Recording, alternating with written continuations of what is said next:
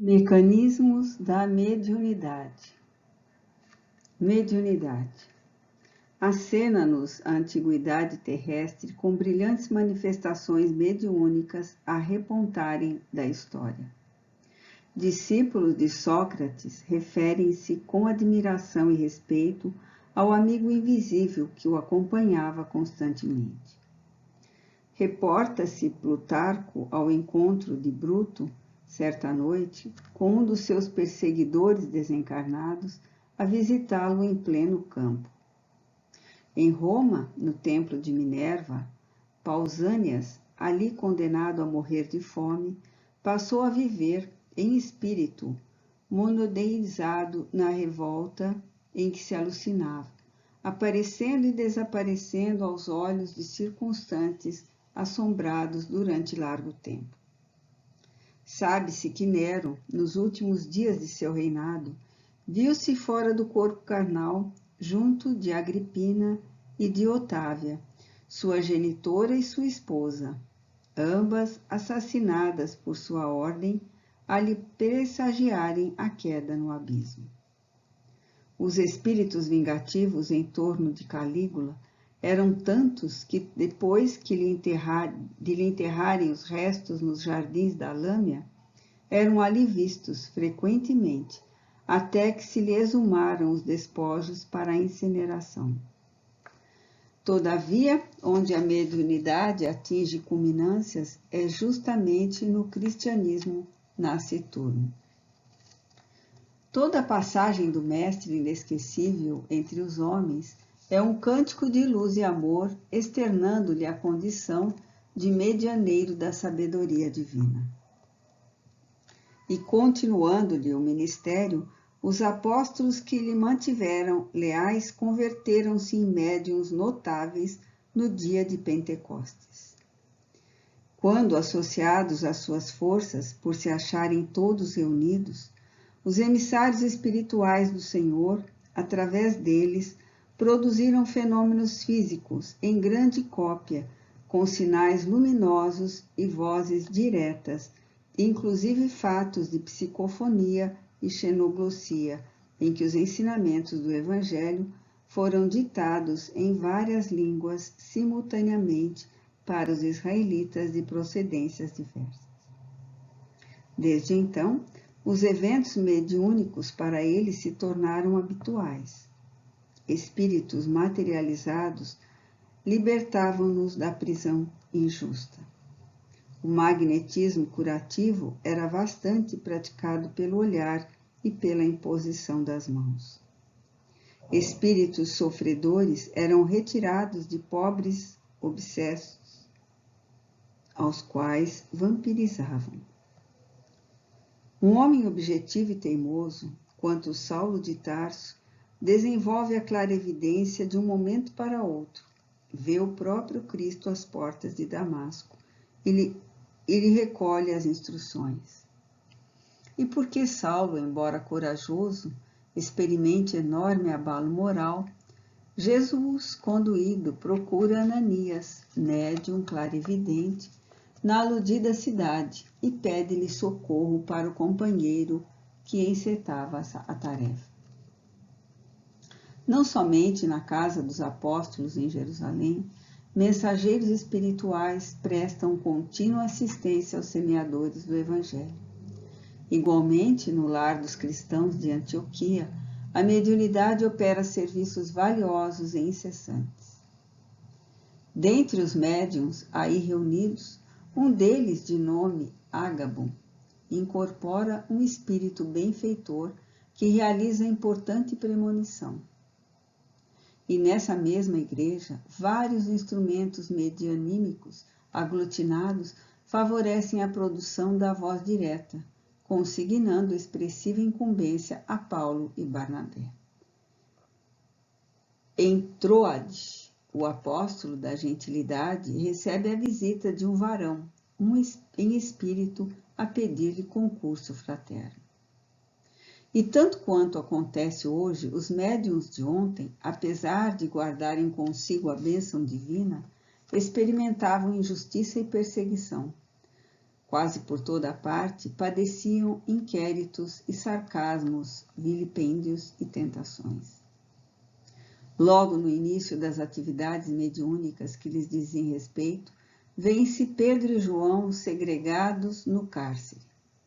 Estevão é lapidado. Tiago, o filho de Zebedeu, é morto a golpes de espada. Paulo de Tarso é preso e açoitado várias vezes. A mediunidade que prossegue, fulgindo entre os mártires cristãos sacrificados nas festas circenses, não se eclipsa, ainda mesmo quando o ensinamento de Jesus passa a sofrer estagnação por impositivos de ordem política. Apenas há alguns séculos vimos Francisco de Assis exalçando-a em luminosos acontecimentos. Lutero transitando entre visões. Teresa d'Ávila em admiráveis desdobramentos. José de Copertino levitando ante a espantada observação do Papa Urbano VIII. E Swedenborg recolhendo, afastando do corpo físico, anotações de vários planos espirituais que ele próprio filtra para o conhecimento humano segundo as concepções de sua época. Compreendemos, assim, a validade permanente do esforço de André Luiz, que, servindo-se de estudos e conclusões de conceituados cientistas terrenos, tenta também aqui colaborar na elucidação dos problemas da mediunidade, cada vez mais inquietantes na vida conturbada do mundo moderno. Sem recomendar de modo algum a prática do hipnotismo em nossos templos espíritas, a ele recorre de escantilhão para fazer mais amplamente compreendidos os múltiplos fenômenos da conjugação de ondas mentais, além de, com isso, demonstrar que a força magnética é simples agente, sem ser a causa das ocorrências medianímicas, nascidas invariavelmente de espírito para espírito. Em nosso campo de ação, temos livros que consolam e restauram, medicam e alimentam, tanto quanto aqueles que propõem e concluem, argumentam e esclarecem. Nesse critério, surpreendemos aqui um livro que estuda. Meditemos, pois, sobre suas páginas. Emmanuel, Uberaba, 6 de agosto de 1959. A mediunidade. Depois de um século de mediunidade, à luz da doutrina espírita, com inequívocas provas da sobrevivência, nas quais a abnegação dos mensageiros divinos e a tolerância de muitos sensitivos foram colocados à prova, temo-la ainda hoje incompreendida e ridicularizada. Os intelectuais vinculados ao ateísmo prático desprezam-na até agora, enquanto os cientistas que a experimentam se recolhem quase todos aos palanques da metapsíquica, observando-a com reserva. Junto deles, porém, os espíritas sustentam-lhe a bandeira de trabalho e revelação, conscientes de sua presença e significado perante a vida. Taxados muitas vezes de fanáticos, prosseguem eles a feição de pioneiros, desbravando, sofrendo, ajudando e construindo, atentos aos princípios enfaixados por Allan Kardec em sua codificação basilar. Alguém disse que os espíritas pretenderam misturar no espiritismo ciência e religião, o que resultou em grande prejuízo para a sua parte científica.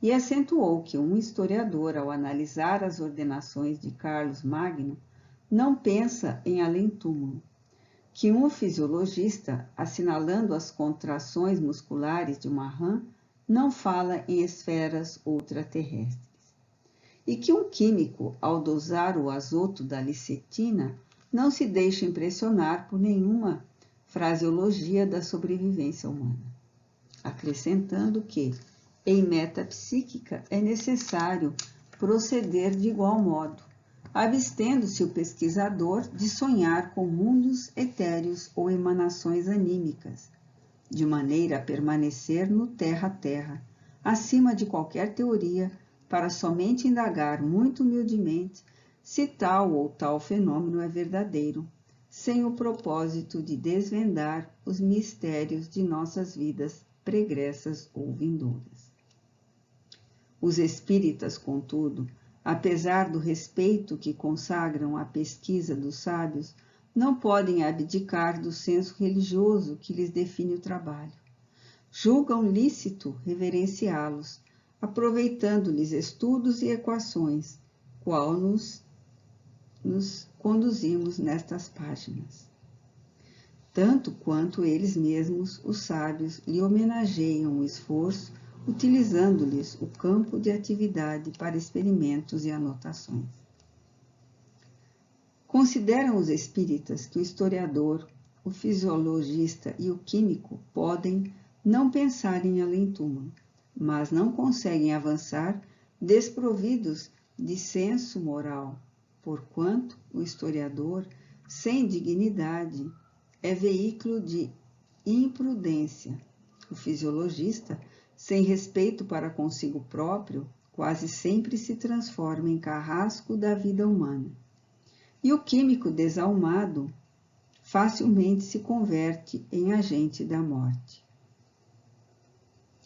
Se caminham atentos à mensagem das esferas espirituais, isso não quer dizer se enquistem na visão de mundos etéreos para enternecimento beatífico e esterilizante, mas para se fazerem elementos úteis na edificação do mundo melhor. Se analisam as emanações anímicas, é porque desejam cooperar no aperfeiçoamento da vida espiritual no planeta, assim como na solução dos problemas do destino e da dor junto da humanidade, de modo a se esvaziarem penitenciárias e hospícios. E se algo procuram, acima do terra-terra, este algo é a educação de si mesmos, através do bem puro aos semelhantes, com o que aspiram, sem pretensão, a orientar o fenômeno a serviço dos homens, para que o fenômeno não se reduza à simples curiosidade da inteligência. Quanto mais investiga a natureza, mais se convence o homem de que vive num reino de ondas transfiguradas em luz, eletricidade, calor ou matéria, segundo o padrão vibratório em que se exprime. Existem, no entanto, outras manifestações da luz, da eletricidade, do calor e da matéria, desconhecidas nas faixas da evolução humana, das quais, por enquanto, somente poderemos recolher informações pelas vias do espírito. Prevenindo qualquer observação da crítica construtiva, lealmente declaramos haver recorrido a diversos trabalhos de divulgação científica do mundo contemporâneo, para tornar a substância espírita deste livro mais seguramente compreendida pelas generalidades dos leitores, como quem se utiliza da estrada de todos para atingir a meta em vista, sem maiores dificuldades para os companheiros de excursão. Aliás, quanto aos apontamentos científicos humanos, é preciso reconhecer-lhes o caráter passageiro no que se refere à definição e nomenclatura, atentos às circunstâncias de que a experimentação constante induz os cientistas de um século a considerar muitas vezes como superado o trabalho dos cientistas que os precederam.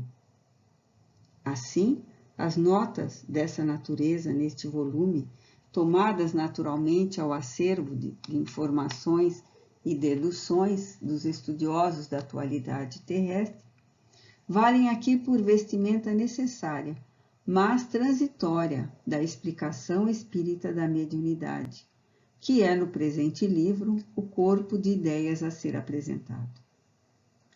Não podemos esquecer a obrigação de cultuar a mediunidade e acrisolá-la, aparelhando-nos com os recursos precisos do conhecimento de nós mesmos.